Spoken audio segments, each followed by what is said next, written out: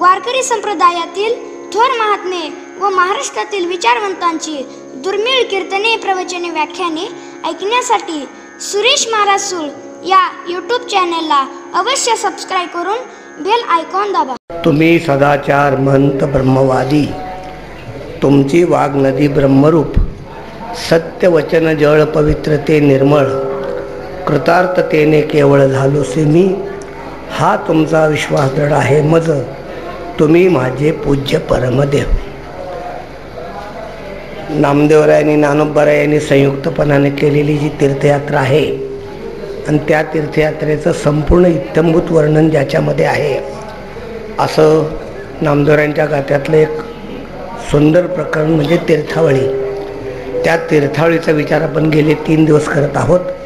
पाठीमागच्या 2 दिवसामध्ये आपण नामदेवरायांची तीर्थयात्रा करून आल्यानंतर नामदेवरायांनी देवाजवळ दिले परिहार, भगवान परमात्म्याने नामदेवरायांना त्या तीर्थयात्रेचं उद्यापन करण्यासाठी केलेली सूचना, त्या संबंधीची तयारी आणि त्या उद्यापनाच्या वेळेला जे ब्राह्मण मंडळींना बोलवून त्यांना जे भोजन दिलं त्या भोजनाचं वर्णन, भोजनोत्तर भगवान परमात्म्याने नामदेवरायांना आपल्याजवळ घेऊन एका ताटामधला घास त्यांच्या मुखामध्ये भरवावा आणि तोच घास नंतर आपण खावा, असा काहीसा प्रसंग झाला. तो प्रसंग पाहिल्यानंतर ब्राह्मण थोडेसे रागवणं साहजिक होतं की नामदेवराय हे शिंपी आहेत आणि त्यावेळच्या काळामध्ये वर्णव्यवस्था अत्यंत कडक होती, लक्षात ठेवा त्यावेळी, आणि त्यावेळच्या काळाच्या दृष्टीने ते योग्य होतं. आत्ताच्या काळामध्ये ती पाहिजे असं म्हणणं चुकीचं आहे आणि तसा कोणी आग्रही धरू नये. माझं म्हणणं असं आहे की आत्ता कोणी वर्णव्यवस्थेचा अभिनिवेशी धरू नये आणि वर्णव्यवस्थेवर टीकायात्रा करण्याचा प्रसंग करू नये. जो भाग कालबाह्य झालेला आहे, समाज एकत्र आलेलाच आहे, लक्षात ठेवा. एकत्र आलेला समाज जातीच्या निकषावर एकमेकाला तुच्छ किंवा उच्च मानण्याचा प्रयत्न तसा करत नाही. जो कनिष्ठ समाज आहे तोही इतरांना श्रेष्ठ असं मानत नाही, श्रेष्ठ समाजसुद्धा इतरांना कनिष्ठ मानत नाही. अगदी सोवळ्याच्या बंधनामध्ये अडकलेले असे जे कर्मठ ब्राह्मण आहेत त्यांचा विचार सोडून द्या तुम्ही, तो थोडासा भाग असेल, प्रश्नच नाही. बाकी अन्य समाजामध्ये सगळा समाज एकत्र झालेला आहे. खरं म्हणजे आता दुर्दैव असं आहे की असा एकत्र झालेला जो समाज आहे त्या समाजाला परत आपण त्यांच्या जातीची आठवण द्यायला लागलो, हे आणखीन चूक आहे. अलीकडं काय आहे, सगळा समाज एकत्र आलेला आहे. माझ्यासारख्या कीर्तनकाराची तारीख घेत असताना अजून मला कोणी विचारलं आहे की तुमची जात कुठली आहे, कोणीच विचारलं नाही. किंवा मी कीर्तनं देत असताना कोणाला विचारलं नाही की तुमच्या गावात समाज कोणता आहे, आमच्या समाजापैकी काय घरं आहेत का, असं मी कोणाला विचारलेलं नाही. आमच्या समाजातले म्हणजे तुम्हाला प्रश्न पडेल की नेमकं तात्याचा तर समाज कुठला आहे प्रश्न पडेल ना. आमचा समाज म्हणजे साळी समाज, मी साळी समाजातला आहे. तर आमच्या समाजामध्ये काही ठिकाणी माणसं मला भेटायला येतात आणि सहज सांगतात की तात्या आम्ही आपल्यापैकी आहोत. म्हणलं असं काय नाही, सगळं गावच आपलं आहे. म्हणलं प्रश्न तुम्ही एकटे आमच्यापैकी असण्याचं काय कारण आहे, सगळं गाव आपलंच असताना तुम्हाला आपलं म्हणण्याचं कारण काय. असा समाज एकत्र होत असताना परत आपण जातीच्या निकषावर त्याची विभागणी करणं हे योग्य नाही. राजकीय लोकांचं सोडून द्या, राजकीय लोक जाती त्याला खतपाणी स्वतः तेच घालतात असा त्यांचा तो. राजकीय लोकांचं सोडून द्या. राजकीय लोक म्हणजे समाजामध्ये बळच जातीयता निर्माण करतात आणि मी आपल्या जातीचा असल्यामुळे मला मतं द्या, अमकं द्या, असं काहीतरी करतात. त्यांचा विचार सोडून द्या. ते शूद्र बुद्धीचे आहेत, त्यांचा काय विचार करताय तुम्ही. पण ज्या ठिकाणी सामाजिक मेळावे होतात त्या ठिकाणी गंमत अशी की ज्या समाजाचा मेळावा आहे त्याच समाजाचा पुढारी तिथं असतो. का बरं, दुसरे नेऊ नये काय तिथं.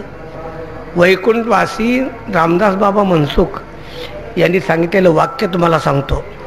ते म्हणले समाजाची खरी समरसता ती आहे की जेव्हा मुस्लिम मोहल्ल्यामध्ये हिंदू मनुष्य निवडून येईल त्याला समरसता म्हणायची, आणि हिंदू मोहल्ल्यामध्ये मुस्लिम मनुष्य निवडून येईल ती खरी असं ते म्हणायचे त्यावेळेला रामदास बाबा मनसुख. मला काय सांगायचं की समाज हा एकत्र येतोय, चाललेला आहे, त्यानं जातीचा निकष मांडलेला नाही. आता तुम्ही कशासाठी ते उद्योग करता. आपण परत परत त्याला खतपाणी घालतो. दुर्दैव असं आहे की संप्रदायामध्ये काही लोकांनी संप्रदायाच्या संकुच विचारामध्ये जातीयतेचे काही भाग निर्माण केलेले आहेत की ठराविक काही जातीचे सप्ते महाराष्ट्रात होऊ लागले. हे दुर्दैव आहे, लक्षात ठेवा. हे फार मोठं दुर्दैव आहे.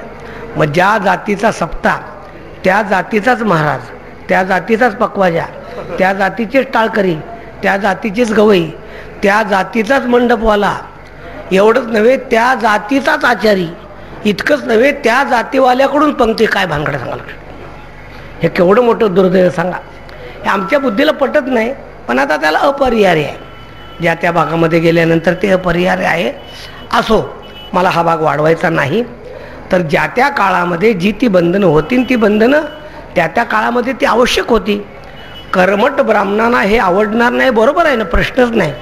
की नामदेवराय हे शिंपी आहेत, अशा शिंपी समाजातल्या एका माणसाला घेऊन स्वतः ब्राह्मण मध्ये भगवंताला नामदेवरायांचा महिमा वाढवायचा आहे असं मी म्हणत नाही, पांडुरंग म्हणतात. मी नाही म्हणत असं, स्वतः पांडुरंग म्हणतात की संत संगतीचा प्रगट व्हावा महिमा, द्यावा भक्ती प्रेमा नामयासी. पुढे वाग येणार आहे की तुम्ही ब्राह्मणांना अक्षदे देण्यासाठी या, फेडावी तयांची भेद ब्रह्मदृष्टी, द्यावी तया भेटी निजरूपाची, संत संगतीचा प्रगट व्हावा महिमा, द्यावा भक्ती प्रेमा नामयास्या. भगवंताचा काहीतरी दूरदृष्टीचा हेतू आहे की नामदेवरायांची जी भक्ती आहे, या भक्तीच्या क्षेत्रामध्ये भगवान परमात्मा जातीच्या निकषावर कोणत्या भक्ताला एकत्र करत नाही, कोणत्या भक्ताला दूर लोटत नाही, हे सुद्धा या पंढरपुरातल्या कर्मठ लोकांना कळावं.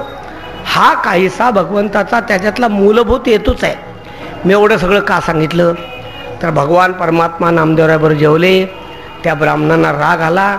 त्यांनी भगवंताला जाब विचारला की जातीचे शिंपे असताना तुम्ही याच्यावर जेवलातच कसं, तुम्ही यांचं उष्ट खाल्लंतच कसं, आणि जर तुम्ही यांचं उष्ट खाल्लं, रोज खात असाल, रोज जर तुमचा रोटी संबंध चालत असेल, तर आमच्यासारखे सोहळ्यातले जे ब्राह्मण आहेत, त्या सोहळ्यातल्या ब्राह्मणांना तुम्ही भ्रष्ट का केलंत? मूलभूत आम्हाला तुम्ही भ्रष्ट केलंत. नुसते तुम्ही भ्रष्ट नाहीत, तर तुमच्यामुळं आम्ही भ्रष्ट झालेलो आहोत. तेव्हा याचं प्रायश्चित्त तुम्हाला घ्यावंच लागेल. म्हणून ब्राह्मणांनी भगवान परमात्म्याला प्रायश्चित्त दिलं. आता ऐका, भगवान परमात्म्याला प्रायश्चित्त दिलं. म्हणून मी सांगत असतो की ज्यांच्या दृष्टीतून पांडुरंगाला सूट मिळाली नाही, बरं का, ज्यांच्या नजरेतून पांडुरंगाला सूट मिळाली नाही, तर तुमच्यासारख्या रंगाला मिळेल काय? अपेक्षाच करू नका. तुम्हाला प्रायश्चित्त घ्यावं लागतंय. जावे चंद्रभागे करावे मंत्रस्नान, द्यावे हे मदा महत्वशुद्धी, पुण्यजना एकी क्षेत्र प्रदक्षिणा, करून या जाना पवित्र कुळ. इथंपर्यंतचा भाग आपल्या कालच्या प्रवचनामध्ये झाला. आज त्याच्या पुढचा भाग आपण बघत आहोत की भगवान परमात्म्याने हे कबूल केलं. भगवान परमात्म्याने सगळ्या संतांना ब्राह्मणांना हात जोडले आणि त्यांनी सांगितलं, बा ऐकोनी पंढरनाथ बोलते झाले वाचा, आज्ञा ते शिरसा स्वामी यांची. तुमची आज्ञा मला मान्य आहे, मी तुमच्यासाठी प्रायश्चित्त द्यायला तयार आहे. पण माझी एक तुम्हाला विनंती आहे की पर काया वाचा मने स्वभावे माझ्या सांभाळावे नामयास. माझ्या नाम्याचा मात्र तुम्ही सांभाळ करा बरं का, लक्षात ठेवा. त्याला मात्र तुम्ही अंतर देऊ नका. असं सांगताना भगवान परमात्म्यांनी परत एकदा ब्राह्मणांना आणखीन एक धक्का दिलेला आहे. भगवान परमात्मा सांगतात, ब्राह्मण हो, तुम्ही मला स्नान करायला सांगितली गोष्ट खरी, पण स्नानाचे प्रकार सुद्धा 5 आहेत. तुम्हाला माहीत आहेत का? बोला. भगवंतांनी त्यांना स्नानाचे 5 प्रकार सांगितले. ते 5 प्रकार आज आपल्या पुढं थोडंसं विस्ताराने मी सांगण्याचा प्रयत्न करणार आहे. भगवान सांगतात, तुम्ही सदाचार महंत ब्रह्मवादी, तुमची वाघनदी ब्रह्मरूप. बरं, तुम्ही सदाचारी ब्राह्मण आहात, तुम्ही महंत आहात, ब्रह्मवादी आहात, म्हणजे ब्रह्माचा अनुवाद करणारे तुम्ही ब्राह्मण आहात. तुमची वाघनदी ब्रह्मरूप, तुमच्या मुखातून जे शब्द येतात ते शब्द प्रत्यक्ष ब्रह्मरूप आहेत. सत्यवचन जळ पवित्र ते निर्मळ, तुमच्या मुखातून जे वचन येतं ना ते एक प्रकारचं तीर्थच आहे म्हणे. सत्यवचन जळ पवित्र निर्मळ, क्या तुमच्या वचनानं कृतार्थतेने केवळ झालोसे मी. हा तुमचा विश्वास दृढ आहे मज तुम्ही माझे पूज्य परमदेव. तुमच्याबद्दल माझा विश्वास आहे आणि माझे सर्व पूज्य देव असे तुम्हीच आहात असं भगवंतांनी त्यांना सांगितलं. पण भगवान सांगतात, ब्राह्मण हो, तुम्ही तर मला स्नान करायला सांगितलं आहे ना, मी स्नान तर करतोच, पण स्नानाच्या अगोदर प्रकार सांगतो मग स्नान करतो. आता ब्राह्मणांनी देवांना जे स्नान करायला सांगितलं होतं ते स्नान कितव्या क्रमांकावर आहे हे देवानी बरोबर सांगताना ते क्रमांकात शेवटच्या क्रमांकावर टाकलं बरं का. तुमचं जे मृत्तिका स्नान आहे ना, तुमचं जे हे स्नान शेवटच्या क्रमांकावर आहे. 5 नंबरवर गेलं, लक्षात ठेवा. 3rd क्लास सुद्धा नाही. 3rd क्लास आहे, 5th क्लास झाला, 5th क्लास. 3rd क्लास नाही बरं का. आम्ही आग्रा ते राजगड चालत आलो 4 वर्षांपूर्वी. ते चालत असताना MP तून चालत आलो. तर MP चा जो हायवे आहे त्या हायवेबद्दल अजूनही तसाच आहे, अजून चांगला नाहीच. मागच्याच वर्षी आमची गाडी, आम्ही हरिद्वारला गेलो होतो, तर जाताना आमचे लोक वैतागले. मग येताना मार्ग बदलला, अहमदाबाद मार्गे आलो आम्ही. अजूनही चांगला नाही, पण आम्ही चाललो तेव्हा लईच वाईट होता, अत्यंत बिकट होता फार. तर तो जो हायवे आहे ना, त्या हायवेचा नंबर आहे 3 बरं का, NH3. नंबर किती आहे त्याचा? NH3. तर NH3 म्हणजे काय, आम्ही सांगायचो NH 3rd क्लास. हे 3rd क्लास आहे. स्नानाचा प्रकार आहे पंचविध. भगवान सांगतात, ब्राह्मण हो, स्नान 5 प्रकारचं आहे.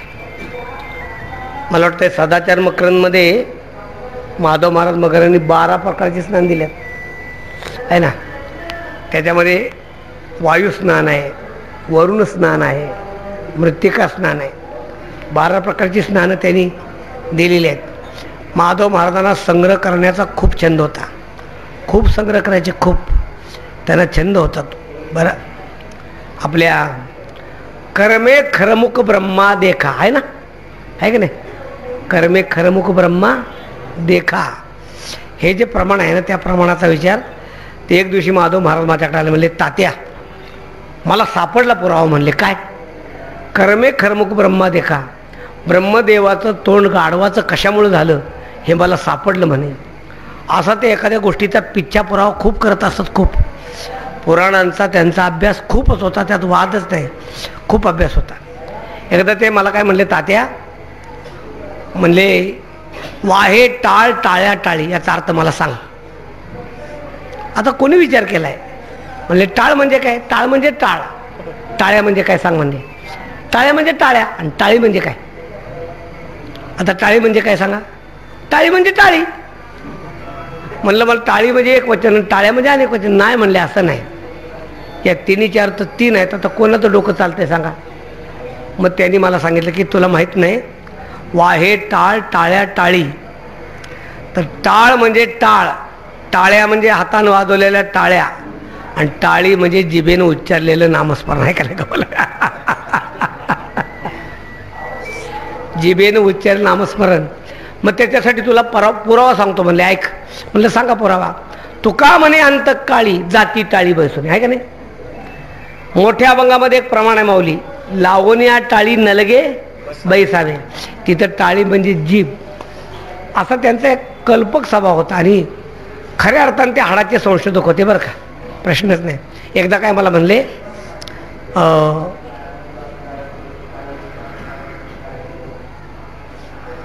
युक्ताहार नलगे अनेक साधने अल्पनारायणे. आहे का नाही?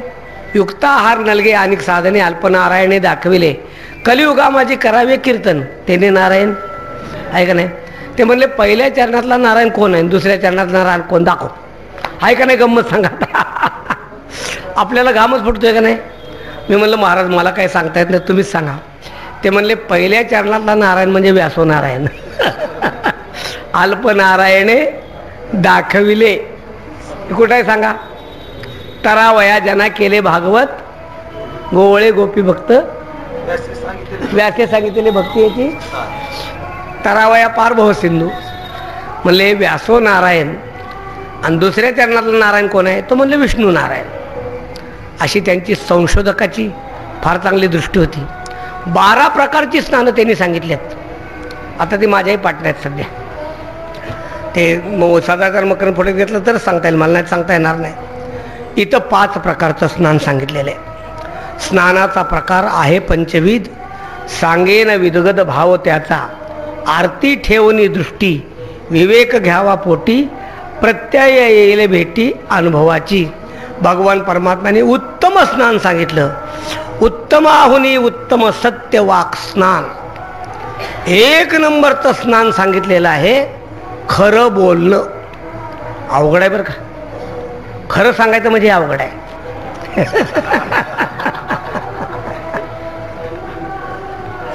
मी कीर्तनात सांगत असतो, आपल्याला खरं बोलणं शक्य नाही, एवढं तर खरं बोलावं का नाही. तुम्हाला मी खरं सांगतो, काय तुमच्यापेक्षा आमच्यावर लय वाईट परिस्थिती आहे. तुमचं निदान बरं आहे. आम्हाला रोज लोकांना तारख्या द्याव्या लागतात आणि रोज अक्षरशः खोटं बोलावं लागतं. काय करा सांग, काहीतरी सांगावं लागतं. बाबा हे झालं, काय करता काय.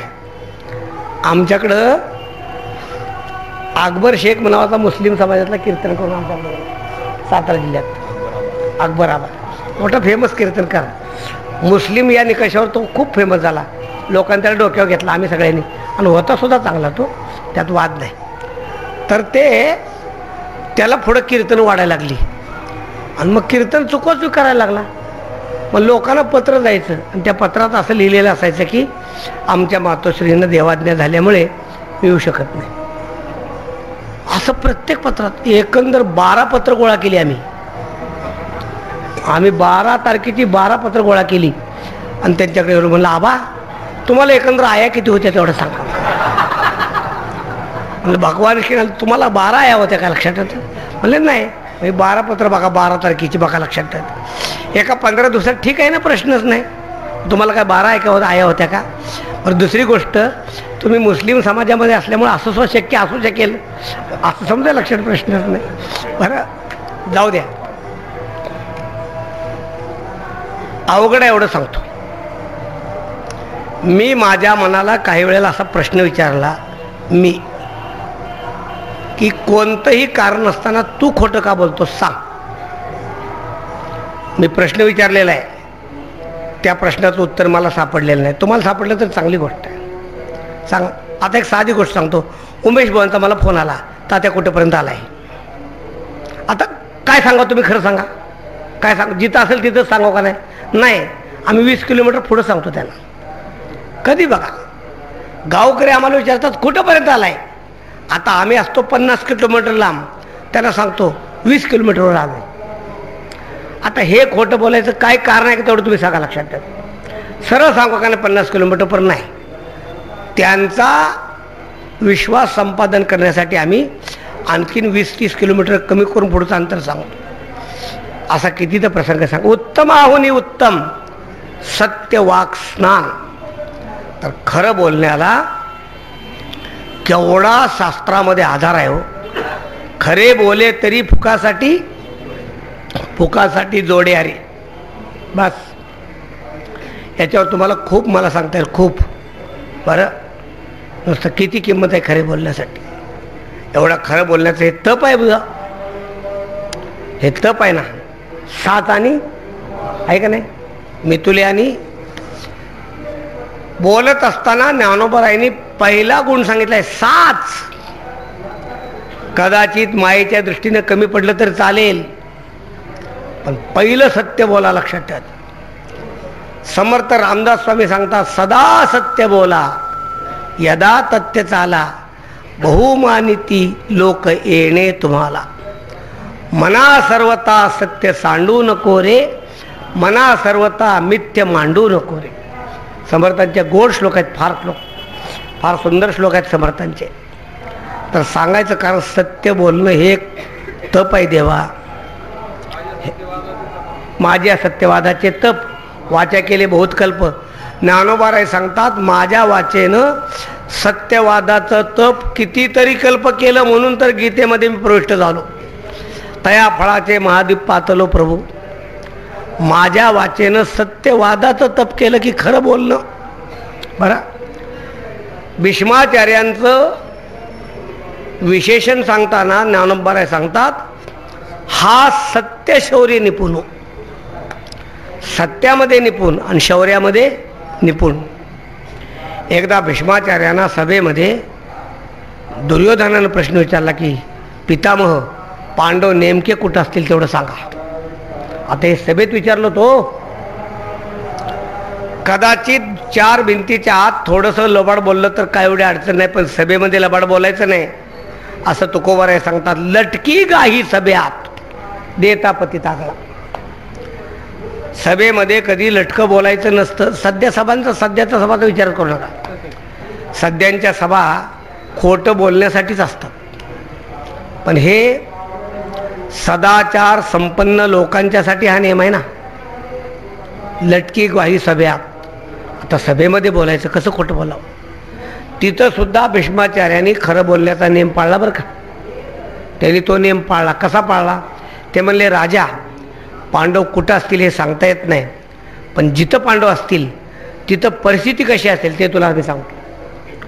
मग भीष्माचार्याने वर्णन केले की ज्या राज्यात पांडव राहत असतील त्या राज्यामधले लोक कसे असतील. आता ते महाभारतात स्वतंत्र वाचा, पण खूप मोठं वर्णन आहे. ते म्हणले तिथले लोक परस्परामध्ये भांडणं करणार नाहीत, ते लोक परस्पराशी हेवादावे करणार नाहीत, तिथल्या लोकांच्यामध्ये मद्यपानाचं प्रमाण नसणार आहे, तिथले लोक पती पत्नीशी चांगले एकमेकाशी वागत असतील, त्या राज्यामध्ये कधीही दुष्काळ पडणार नाही असं भीष्माचार्यांनी सांगितले.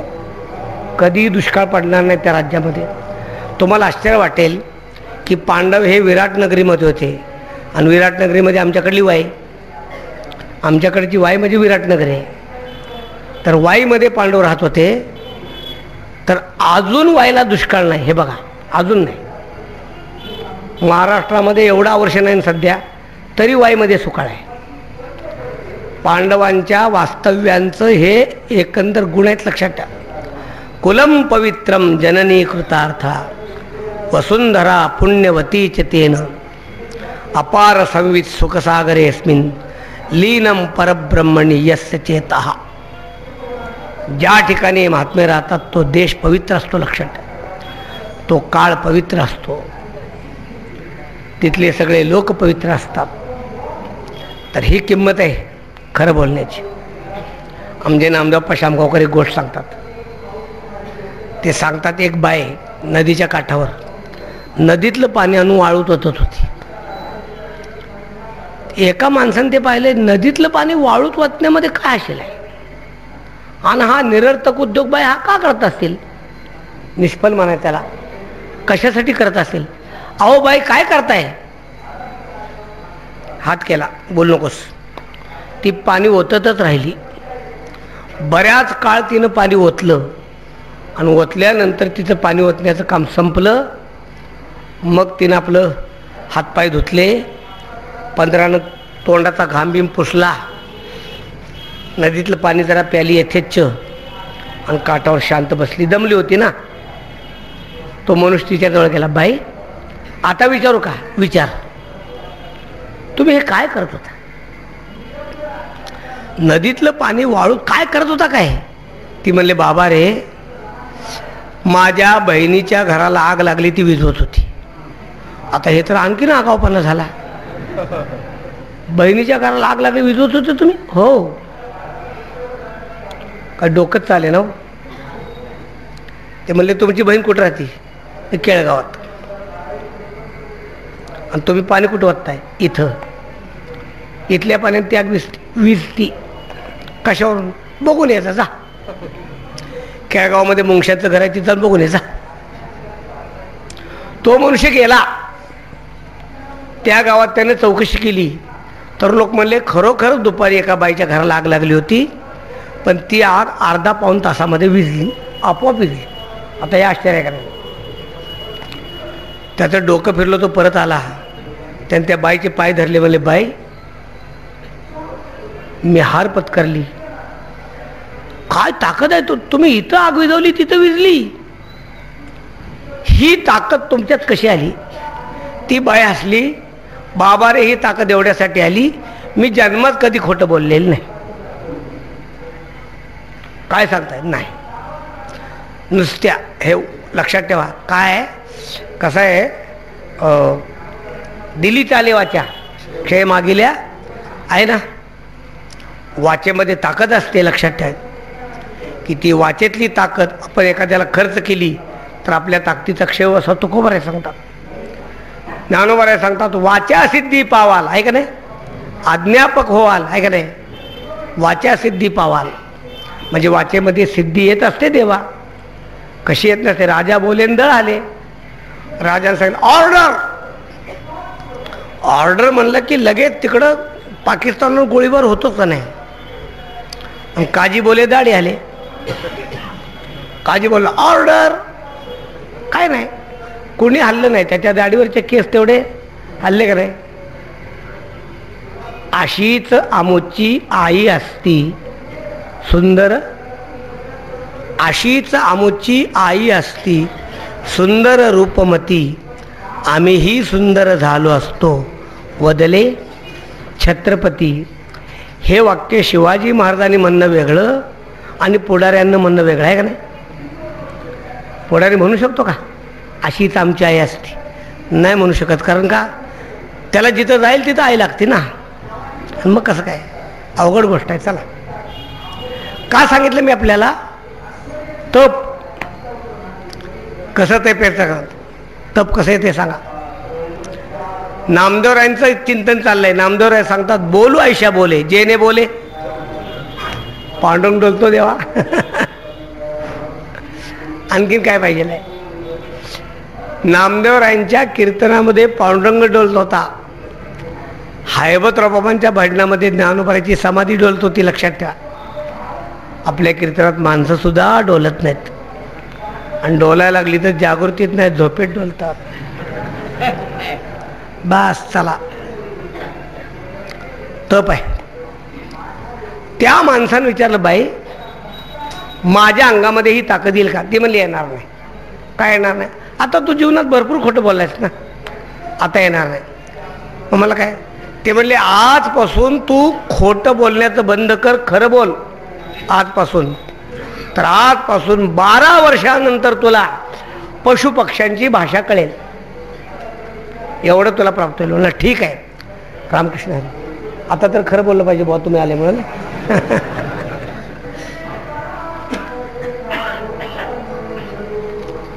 त्यानं 12 वर्ष ते व्रत घेतलं, खरं बोलायचं, खोटं बोलायचं नाही. आणि खरोखरच 12 वर्षानंतर त्याला पक्षी काय म्हणतात, पशु काय म्हणतात ते कळू लागलं त्याला. पशुपक्ष्यांची भाषा आहे बरं का, लक्षात ठेवा. आपली जशी त्यांची तशी भाषा आहे, असं समजू नका नुसते ओरडतात म्हणून. त्यांच्या ओरडण्यामध्ये भाषा आहे.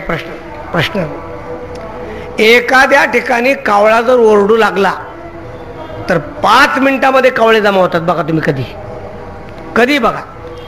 तर तो कावळा आपल्या जाती बांधवांना बोलवत असतो. लक्षात ठेवा, कावळ्याचं एक वैशिष्ट्य आहे, एखादं भक्ष्य त्याला मिळालं तर एकटा खात नाही, हे त्याचं वैशिष्ट्य आहे. तो सगळ्यांना बोलावून खातो.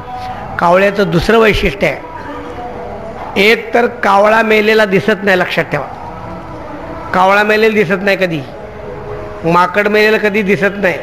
लक्षात ठेवा, मोर पक्षी मेलेला सहसा दिसत नाही. बघा तुम्ही हुडकून दाखवा.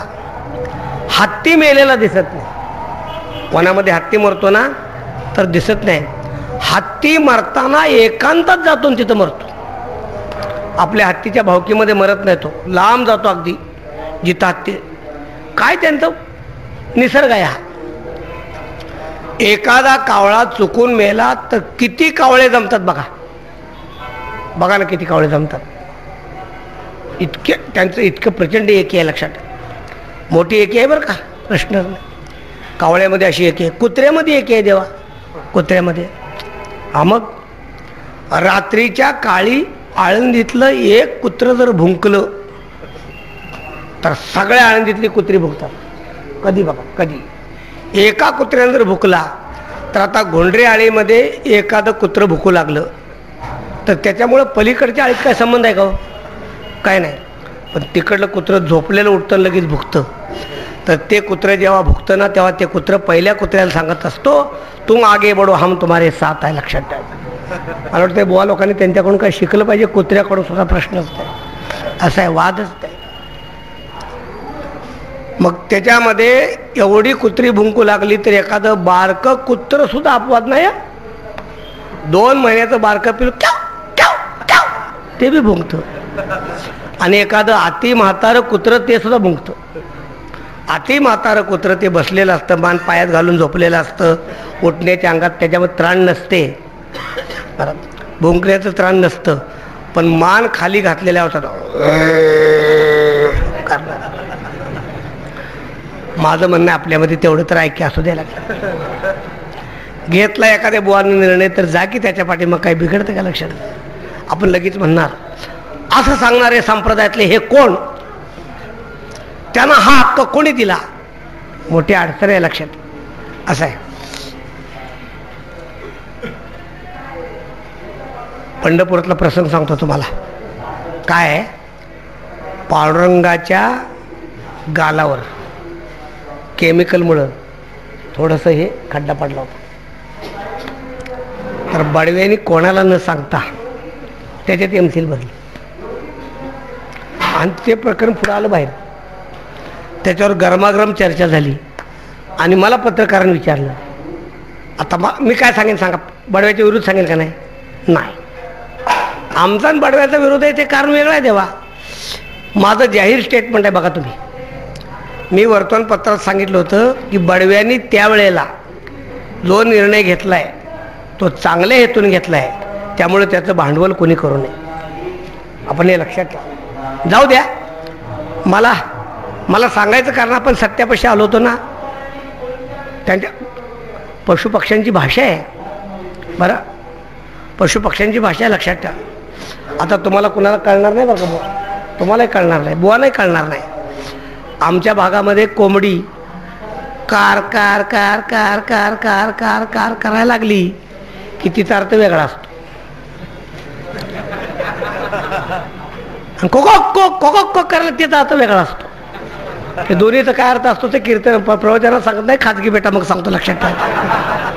नाहीतर मग आमच्या भागात येऊन जरा राहा थोडस. अर्थ आहे तो. त्या कोंबडीच्या आकाशामध्ये घार पाहिली तर कोंबडी कोक कोक करते. एका क्षणात 50 पिलं एका ठिकाणी येतात.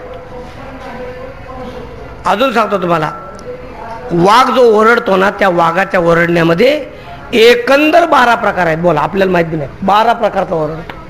आणि आपण जशी शीळ घालतो ना, आपल्यापेक्षा चांगली शीळ वाघ घालतो. आपल्यापेक्षा माणसं शीळ घालतात ना, का माणसानं वाघाकडून शिकलाय काय कुणाला असं मला वाटतं. उत्तम प्रकारची शीळ वाघ घालतो. वाघ ज्यावेळेला उत्तम प्रकारची शीळ घालतो त्यावेळेला ती शीळ म्हणजे त्यानं त्याच्या प्रेयसीला दिलेला मिस कॉल असतो. हा, वाघ मोठ्यांवर डरकाळी फोडतो. एकदम डरकाळी वाघाने फोडली ना, तर हे डरकाळी फोडणं म्हणजे वाघाला काही हुकी आलेलं नाही, त्याची शिकार करण्याची ती पद्धत आहे. आणि वाघानं जर डरकाळी फोडली तर तुमचा विश्वास बसणार नाही. परंतु प्राणीशास्त्रज्ञ जे सांगतात ते मी तुम्हाला सांगतोय, तर 6 किलोमीटर परिसरामध्ये तो आवाज जातो वाघाच्या. 6 किलोमीटर डरकाळी फोडणे वाघाची शिकारीची पद्धत आहे. तो जेव्हा डरकाळी फोडतो तेव्हा त्या जंगलातले सगळे जीव घाबरतात आणि नेमका वाघ कुठं आहे हे त्यांना कळतच नाही. वाघ कुठं आहे त्यांना कळतच नाही. आणि मग ते 6 किलोमीटरमध्ये आवाज आणतो ना, त्यामुळे ते जीवाच्या भीतीनं पळतात आणि पळून नेमकं वाघाच्या पुढ्यात येतात.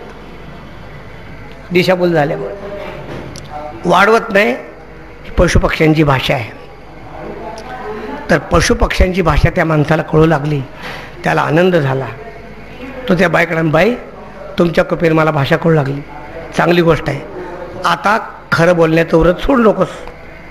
गंमत काय झाली, एक दिवशी त्याची बायको गेली होती पाण्याला आणि त्याचं लहानसं मुलगं होतं 1 वर्षाचं. ते मुलगं त्याच्या मांडीवर होतं. ते लागलं रडू. ते काय राहे ना, तो म्हणला बाळ्या हे बघ, बाळ्या ते बघ, बाळ्या ते बघ. मुलाला आईची आठवण झाली की दुसरं तुम्ही काही सांगा, मुलगा कधीच राहणार नाही. अगदी तुम्ही त्याचे वडील असलात तरीसुद्धा राहत. बरं, मूल आईपाशीच राहत आपल्या सर्वांना माहीत आहे. तेव्हा ते मूल काही थांबायला तयार नाही. आई गेली होती पाण्याला, ते सार करू लागलं. शेवटी तो म्हणला, अरे ते बघ आली आली आली, ते बघ ते बघ ते बघ ते बघ आली आली म्हणलं. मुलगा रडायचं थांबलं. आई आली म्हणल्यानंतर थोड्या वेळात आई आलीच. त्याने ते मुलगा आईकडे दिलं. नंतर झाडावर कावळा ओरडत होता, पण तो काय म्हणत होता त्याला कळायचं बंद झालं. तो मला असं का झालं.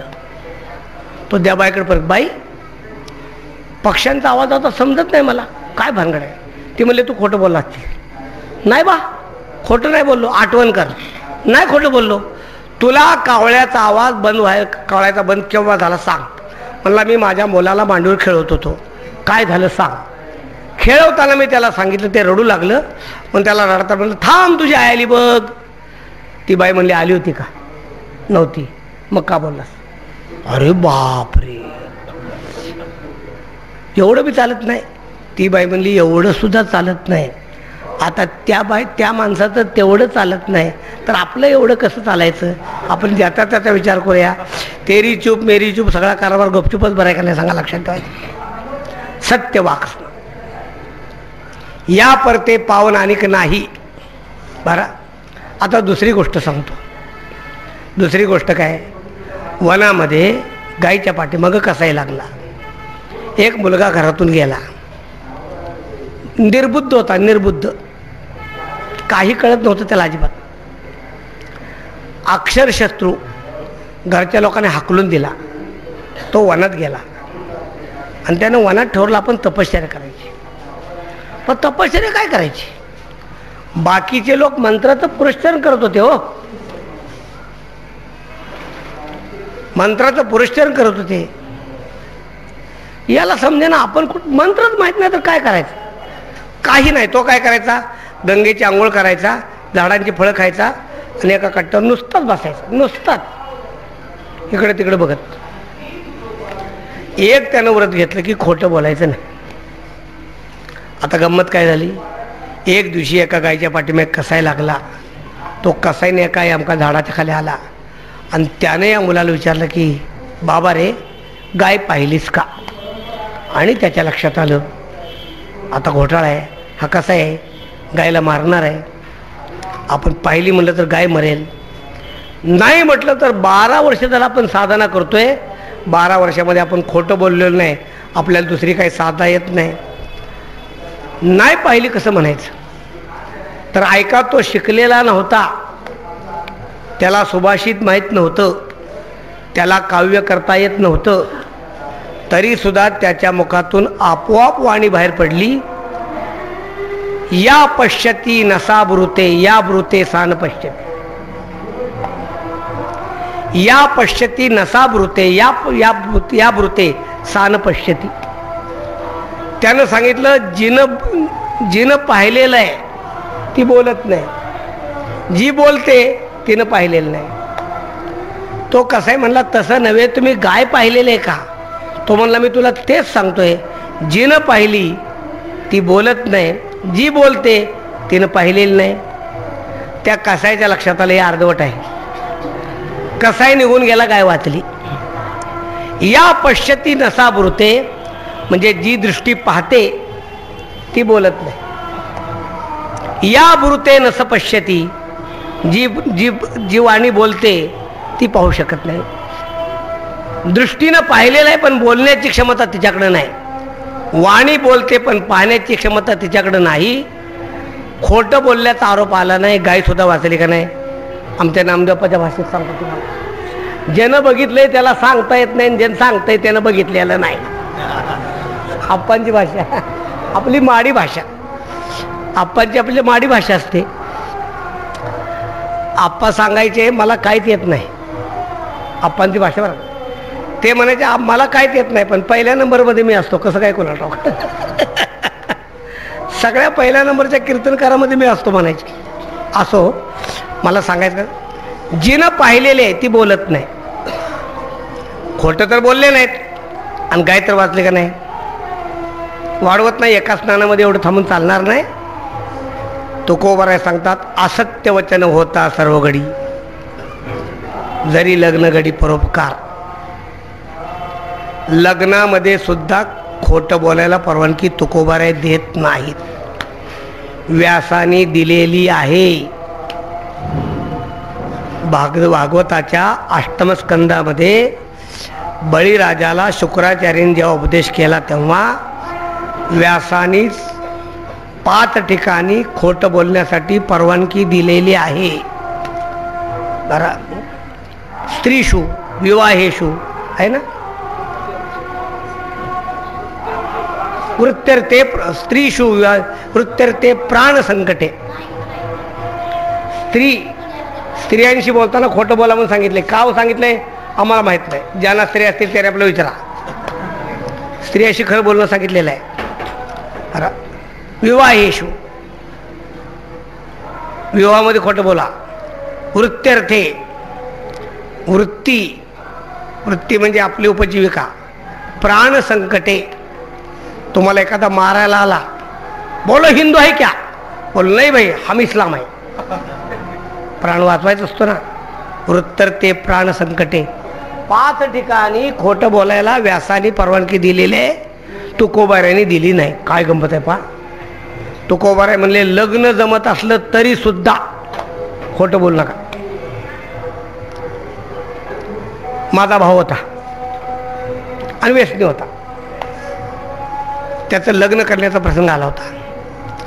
तर मी धाकटा भाऊ, तो थोरला होता, पण ते माझ्या जबाबदारी होती. तर आमच्याकडले जे बुवा लोक, आम्ही जेव्हा गेलो तेव्हा मी त्यांना जाताना सांगितलं, गाड्या मलाही वाईट वाटतंय. काय वाईट वाटतंय? आपल्याला आपला भाऊ दारुडा असं माहीत असताना आपण एखाद्याच्या मुलीचं वाटोळं का करावं, असा मुद्दा मी त्यांच्यापुढे मांडला होता. ते म्हणले तू फार छान आहेस, गपस. आता काय करू सांग. गपच बसलो. खरं आहे ते सांगतो. मी गपच बसलो आणि माझ्या म्हणण्यासारखंच झालं. शेवटी त्या मुलीचं वाटोळंच झालं. त्या मुलीचं चांगलं नाही झालं. शेवटी आमचा भाऊ वयाच्या 40 वर्षामध्येच खलास झाला दारू पिऊन.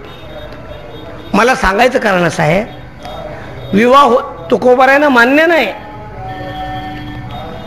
ते मला अजिबात चालत नाही. जाईल पतनायासी संदेह नाही, साक्ष आहे काही बोलेलो. धर्मराजाचा दृष्टांत आहे. उत्तमाहुनी उत्तम सत्य वाक स्नान, या परते पावन आणिक नाही. काया वाचा, बरोबर आहे. काया वाचा म्हणे हे धरीजे, खेळाची सागते तारीचे भवसागर. पहिलं स्नान सांगितलेलं आहे. उत्तमाहुनी उत्तम, खरं बोलणं हे पहिलं स्नान आहे. याच्यापेक्षा जगात कुठलं आणखी स्नान नाही. बस माझी तुम्हाला विनंती आहे, जमल तेवढं खरं बोला. आता मी काय सांगू, जमल तेवढं खरं बोलणं हे म्हणणं माझं चुकतंय. हे माझं चुकतंय बोलणं. पण निदान त्यातल्या त्यात प्रयत्न तर करूया ना. मग काय करायचं बुवा. अहो महाराज कुठं आहेत? बायको म्हणली सांगता येत नाही. डायरीमध्ये लिहिलेलं आहे कराड, कॅलेंडरमध्ये लिहिलेलं आहे सातारा. जाताना सांगून गेलेत मी बारामतीला जातोय म्हणून. नेमके कुठे गेलेत मला सांगता येत नाही.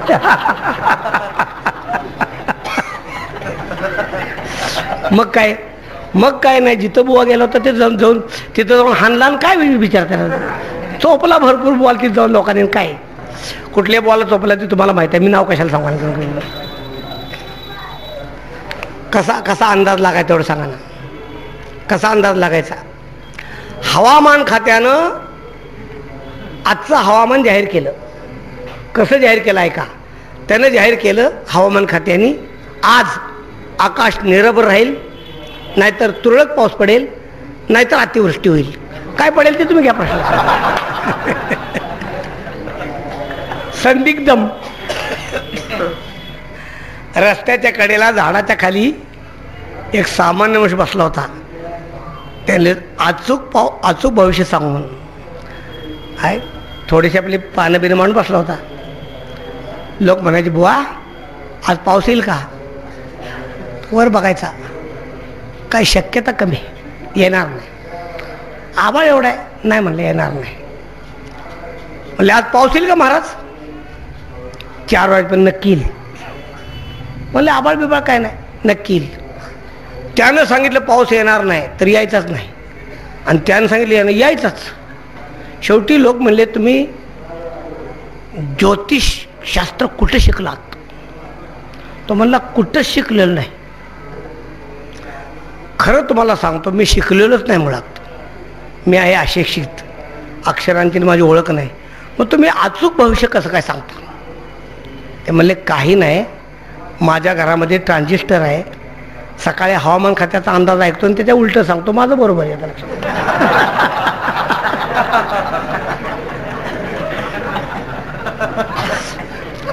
काय करतं सांगा? यंदाच्या पावसाळ्यामध्ये जाऊ द्या, बाहे जो भीतरी हे दुजे स्नान, बाहेर शुद्ध सर्व काळ. दुसरं स्नान सांगितलेलं आहे आंतरबाह्य शुचून. आंतरबाह्य वारकरी संप्रदायाला फक्त बाह्य शुचिता मान्य नाही. ज्ञानोबाराय सांगतात एरवी तरी पण सुद्धा अंतरशुद्ध नसता बाहेर कर्मतत्व विटंबू सांगितलेलं आहे. ज्ञानोबाराय सांग मृत जैसा शृंगारीला, मड्याला शृंगार केला तर काय काय फरक आहे? गाढव तीर्थी नाहणीला, गाढवाला गंगेत नेऊन गाढ गंगेमध्ये नाले, जाऊन किड्यावर लोळे, काय फरक आहे?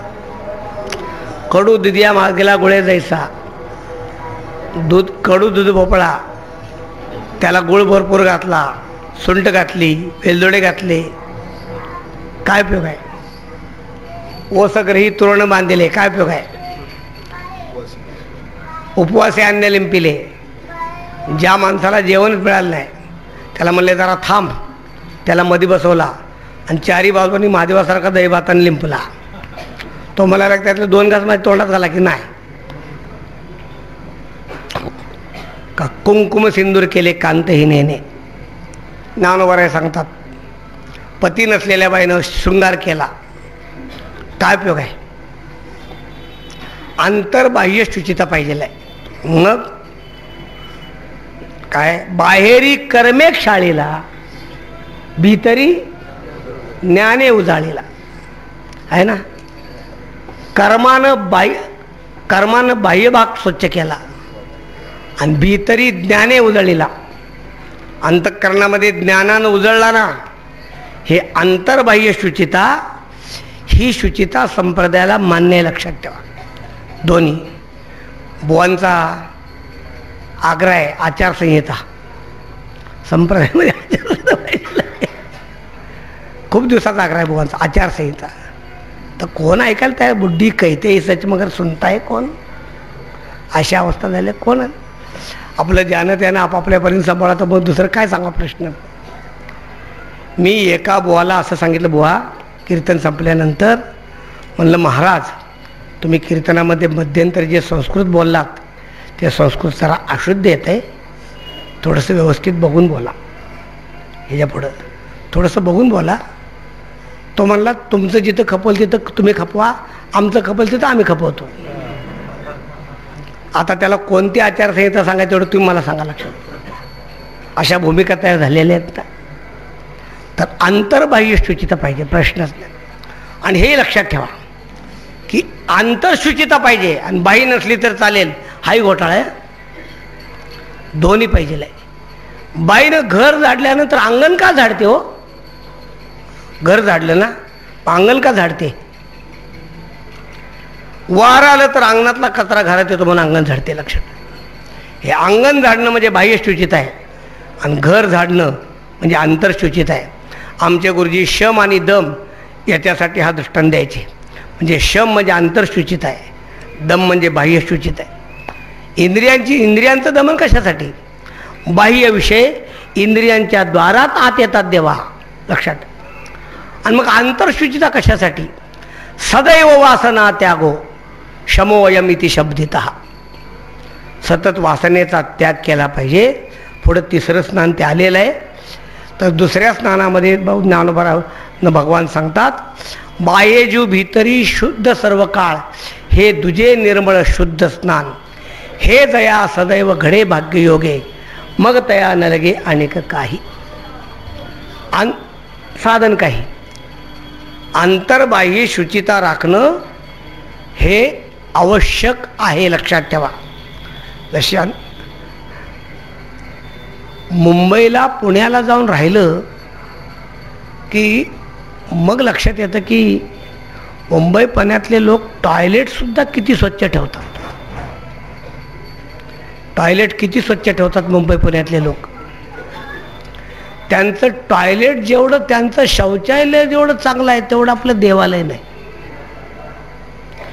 सगळा कचरा प्रश्नच नाही, वाद असते. माशा बसलेल्याच आहेत, धूळ येतीच आहे. एखाद्या मंदिरात गेल्यानंतर शांत बसून ध्यान करण्याचं मन तयार झालं पाहिजे. आम्ही कन्याकुमारीला गेलो आणि ज्या खडकावर विवेकानंदांना आत्मसाक्षात्कार झाला तिथे विवेकानंदाचं स्मारक आहे. तर त्या स्मारकामध्ये खाली तळघर आहे, ध्यानघर आहे. आणि तिथे गेल्यानंतर खरोखरच वादच नाही, कोणी सांगावं लागत नाही. तिथले संयोजक बाहेर सांगतात, आत गेल्यात काय बोलू नका म्हणून, आत गेल्यावर काय बोलू नका, सांगावंच लागत नाही. तिथे लायटिंगमध्ये ओम काढलाय बघा असा. आणि तळघरात पूर्ण अंधार आहे, पूर्ण अंधार, तेवढा ओमच दिसतो. तुम्हाला जमेल तेवढा वेळ तिथं बसा. तुम्हाला बसायचं संपलं उठून निघून जा, पण बोलू नका. नीरव शांतता. कसं वाटतं सांगा बघ बरं. हे राज्यवर सांडीजे मग निवांत चेत असे जे ऐसे शृंगार आयोजे देखत खेव. हे आंतरशुचितेचा परिणाम आहे, लक्षात ठेवा. त्याची आवश्यकता आहे की तिथे गेल्यानंतर तुम्हाला ध्यान करावं असं वाटलं पाहिजे, आपलं मन शांत व्हावं असं वाटलं पाहिजे. लक्षात, प्रश्नच नाही. विनेकरी बघत असतो कुठंतरी, म्हणत असतो काहीतरी, काय विना प्रश्नच नाही. करायचा म्हणून आपण विना उभा केलेला आहे, बाकी काय नाही, प्रश्नच नाही. बहुतेक विनेकरी दर 5 मिनिटाला घड्याळ बघतात आणि दातोट खातात. सगळीकडचे विनेकरी असं माझा काय दावा नाही बरं का, लक्षात. एखाद्या विनेकऱ्याला आम्ही विचारलं, बाबा तुमच्याकडे विना आलाय? आलिया भोग असे असा हा भोग आहे. आमच्यासारख्याच्या गळ्यात तुम्ही 3 तास विना अडकवा, 3 तास. हे नियमाचं वचन आहे बघा. पत्रिका सुरू केली की 3 तास पुरतं आहे, 3 तास. काय येत कंटाळायचं काहीच कारण नाही, प्रश्नच नाही. उलट ती संधी आहे. गणपत बाबा काळे कनेरीचे कीर्तनाला जायचे आणि कीर्तन करून परत आल्यानंतर अर्धा तास विना घेऊन जप करायचे, मग झोपायचे. अर्धा तास. ओम नमो भगवते वासुदेवाय. 3 तप झाली बघा. वैकुंठवासी दांडेकर मामा यांच्या हस्ते पारा चालू केला आहे. कसा पारा असावा त्याच्यासाठी कनेरीचं उदाहरण मी लई ठिकाण सांगतो. अखंड पारा, ओम नमो भगवते, मोठ्या अखंड. रात्रीच्या नीरव शांततेमध्ये मारुतीच्या मंदिरात जाऊन झोपलात ना, एवढा आनंद वाटेल तुम्हाला. काय सुंदर ऐकते. अखंड पारा, ओम नमो भगवते वासुदेव. अर्धा तास विना घेऊन मगच झोपायचे. फार चांगलं जीवन होतं, फार चांगलं, प्रश्नच नाही. त्याच्याशिवाय एवढं संस्थान उगत उभं राहतं का, लक्षात. आणि 36 वर्षामध्ये अजून विना बंद नाही म्हणजे काय, 36 नाही जास्तच झाले. 30 वर्ष तर आमच्याच मठाला झालेत, पंढरपूरच्या. आमच्या मठात आम्ही पारा चालू केला, त्याला 3 वेळा बंद पडला आत्तापर्यंत आमच्याकडला. काही सांगायला वाईट काय काय पडलं बंद, कबूल करा, काय बघत अवघड आहे. म्हणून देवालय स्वच्छ पाहिजे, प्रश्नच. हायकोर्टाने ऑब्जेक्शन घेतलं म्हणून आपल्याला वाईट वाटतंय का नाही? तुम्हाला वाईट वाटतंय ना? पण कुठंतरी हे व्हायला पाहिजे असं माझं म्हणणं आहे. मी काय त्या बाजूचा नाही, मी काय त्यांची बाजू घेतली नाही, वारकऱ्यांच्या बाजूनच उभा राहिलो मी. पण हे होण्याच्या आपल्याला साधन शुचिता कळाली पाहिजे का नको, लक्षात ठेवायचं. आणि मग त्याचा परिणाम आहे लक्षात ठेवा की आज आळंदीला केळगाव रोडला 100 संडासाचं शौचालय उभं राहतात. तपा एका जागेमध्ये 100 संडास आता तिथं बघायचा. सावध झाली ना आळंदीची नगरपालिका, सावध झाली ना पंढरपूरची नगरपालिका. आता अजून 12 वर्ष सावध झाली नाहीत. लक्षात 12 वर्ष असं आहे. तर दोन्ही प्रकारची शुचिता त्याची आवश्यकता आहे. आता त्याचे उदाहरण मी सांगत बसत नाही. बाह्य जीव भीतरी शुद्ध सर्व काळ, हे तुझे निर्मळ शुद्ध स्नान, हे दया सदैव घडे भाग्ययोगे, मग दया नलगे साधन काही. तिसरं स्नान सांगितले सकळ इंद्रियांचा करोणी निग्रह. सर्व इंद्रियांचा निग्रह करायचा. दंडावा विग्रहो वासनेचा, आणि वासनेच्या विग्रहाचं दंडन करावं, वासनेला दंड द्यावा आणि इंद्रियांचा निग्रह करावा. वेगळ्या शब्दात तुकोबाराय सांगतात, इंद्रियांचा जय, वासनेचा क्षय. संकल्पाही वरी नये मन, इंद्रियांच्यावर जय मिळवावा आणि वासनेचा क्षय करावा. त्या बाजूला ती वासना जाताच कामा नाही. लक्षात बिलकुल अजिबात. बरं, मी तुम्हाला आमचं वागणं तुमच्या सगळ्यापेक्षा चांगलं आहे असं मला सांगायचं नाही. पण पांडुरंग पंचासारखी माणसं, तुमच्यासारखी माणसं, तुमचा मांसाहाराशी संबंध आले नाही आलाय का? नाही आलं. आम्ही अट्टल मांसाहारी होतो. अट्टल मांसाहारी. मांसाहार ज्या दिवशी नसेल त्या दिवशी मी घरात जेवत नव्हतो. मग बघा, कोणता तरी मांसाहार मला लागतच होता. अट्टल मांसाहारी. पण अट्टल मांसाहारी आम्ही अट्टल बदलून गेलो. खलास, प्रश्नच नाही. आहे काय विशेष त्याच्यामध्ये? एकच वारी 1966ला पहिल्यांदा गेलो. आमच्या आईबरोबर गेलो. आमच्या आईला ध्यान होतं परमार्थच. लोणंद ते पंढरपूर चाललो. काय झालं कोणाला ठाऊक. परत आलो. मी आईला सांगितलं, आई आता मी मांस खाणार नाही. ते आमच्या आईला पटलंच नाही. म्हणलं असं कसं शक्य आहे? नाही खाणार मला. इंद्रियांचा निग्रह करावा लागतो देवा. लक्षात ठेवा. 1 नंबरची अंबिका मद्रास तपकीर घासणारा प्राणी आहे बरं का मी. अंबिका मद्रास तपकीर आता आहे का गेली कोणाला ठाऊक मला माहीत नाही. भयंकर कडक मिश, भयंकर तपकीर कडक. नुसती तपकिरीचं बोट घेऊन दातावर ठेवलं तर असा मस्तकामध्ये झन झन झन होत होतं. तसली तपकीर मी दुसऱ्या दिवशी काय काय आवश्यकता काय त्याची? आवश्यकता काय? आमचे वडील गेले. मला ब्राह्मणाने विचारलं, तात्या तुम्ही काय सोडणार? म्हणलं तू सांगतील ते सोडणार. आहे काय त्याच्याकडे विशेष? काय सांग तू, कोणताही पदार्थ सांग, आमची सोडायला तयार आहे. इंद्रियांचा निग्रह केला पाहिजे देवा. बरं, म्हणून जाणते नि पुरुषे इंद्रिय लाळाविना कौतुके. ज्ञानोबराय सांगतात, तैसा इंद्रिया लळा दिदला भला नो हे, जैसा घरी आपुला. बरोबर? नाही नाही नाही. हां हां, जैसा घरी आपुला वाणीवसे अग्नी लागला, तैसा इंद्रिया लळा दिदला भला नो हे. इंद्रियांना लळा देऊ नये. इंद्रिय लाळाविना कौतुके. जाणत्या पुरुषाने इंद्रियांना लळा देऊ नये. लक्षात ठेवा. फार इंद्रियांचा लाड करू नये असं आहे. इंद्रिय ताब्यात पाहिजेत. बरं, काय आहे तुकोबारायांचं प्रमाण कसं आहे हो? कृष्ण सर्प माऊली झोंबे कसं प्रमाण आहे? लक्षात येणं प्रमाण.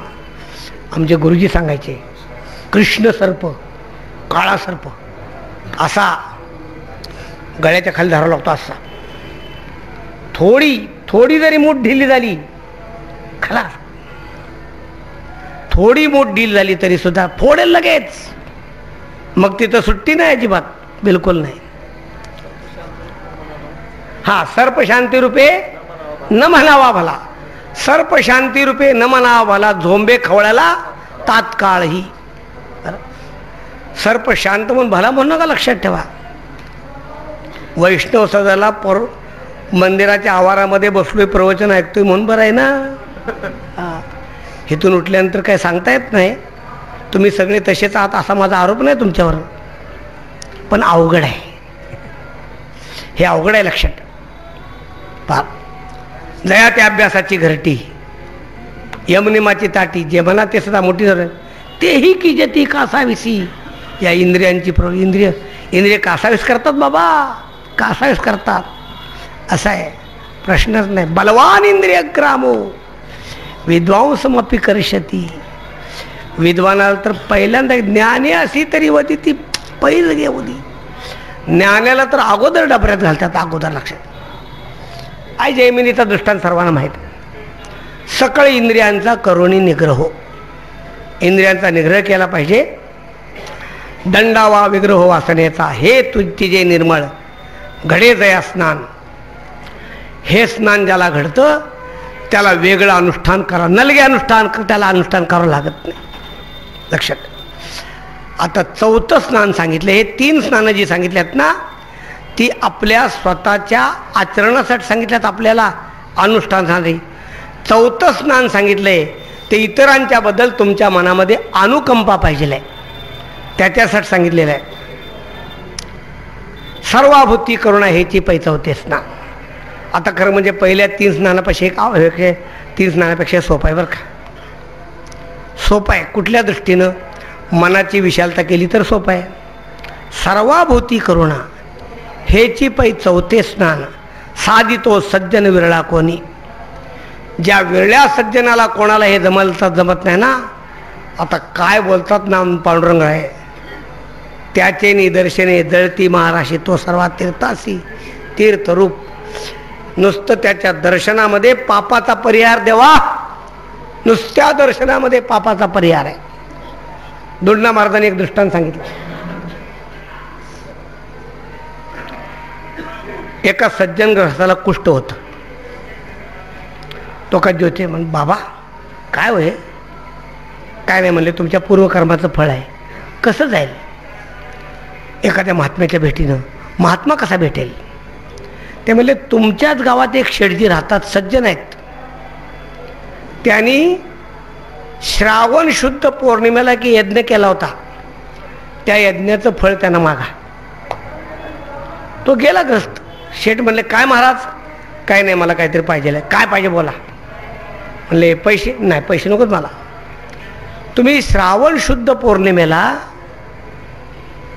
जो यज्ञ केला होता त्याचं मला फळ पाहिजे. त्यांनी मुनिमजी आपली डायरी काढा बघू बरं, आपण श्रावण शुद्ध पौर्णिमेला काय केलं होतं. मुनिमजी म्हणले, काय नाही केलं महाराज यज्ञ? नाही, आपण यज्ञ केला नाही.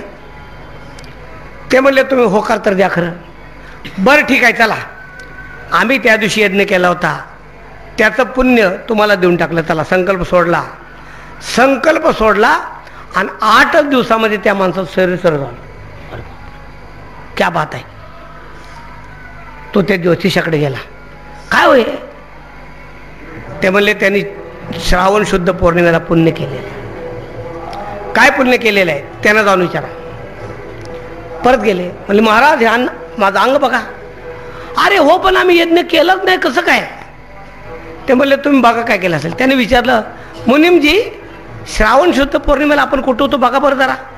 मुनिमजीने डायरी काढली. त्या डायरीमध्ये नोंद होती की श्रावण शुद्ध पौर्णिमेला आपण अमुक गावाला कोणाला तरी भेटायला गेलो होतो, घोडागाडी घेऊन. यज्ञ वगैरे केलेलं नाही. त्या दिवशी तुम्ही काय केलं तेवढं सांगा म्हणले. मग त्या मुनिमजीने त्याच्यामध्ये उल्लेख केला होता, मोठ्या लोकांच्या नोंदी असतात, त्याने उल्लेख केला होता की रस्त्याने जाताना मुसळधार पाऊस सुरू झाला. पावसापासून रक्षण म्हणून घोडागाडी थांबवली आणि एका वडाच्या झाडाखाली आम्ही थांबलो. त्या वडाच्या ढालाखाली एका डोलीमध्ये एक कुत्री नुकतीच व्याली होती आणि ती नुकतीच व्यालेली कुत्री, तिच्या पोटामध्ये भयानक आग पडल्यामुळं ती कुत्री आपल्याच पिलांना खाण्याच्या तयारीत होती. शेठजीने सांगितले, शेठजी ही कुत्री स्वतःच्या पिलांना खाणार आहे, आपल्या भाकऱ्या काढून तिला टाका. त्या मुनिमजीने आपल्या भाकऱ्या काढून त्या कुत्रीला टाकल्या. बिचारी कुत्री त्या भाकरीवर तुटून पडली. त्या भाकऱ्या टाकत असताना या दोघांची शिदोरी 2-4 भाकऱ्या होती, त्या सगळ्या संपल्या. त्या कुत्रीने त्या सगळ्या खाल्ल्या. तर तिच्या डोळ्यामध्ये अश्रू होते कुत्र्याचे. कुणी तर हा दयाळ आहे. तर त्या सज्जनाने सांगितलं, हा सगळ्यात मोठा यज्ञ आहे. याला तुमच्या पंचयज्ञामध्ये भूतयज्ञ म्हणले ना. भूतयज्ञ आहे ना, देवयज्ञ, भूतयज्ञ आहे ना आपला, पितृयज्ञ, मानवयज्ञ आपले यज्ञ आहेत. ग्रस्ती माणसाने हे 5 यज्ञ रोज करायचे देवा, रोज. आमच्यासारखा जबाबदार नाही तेवढी.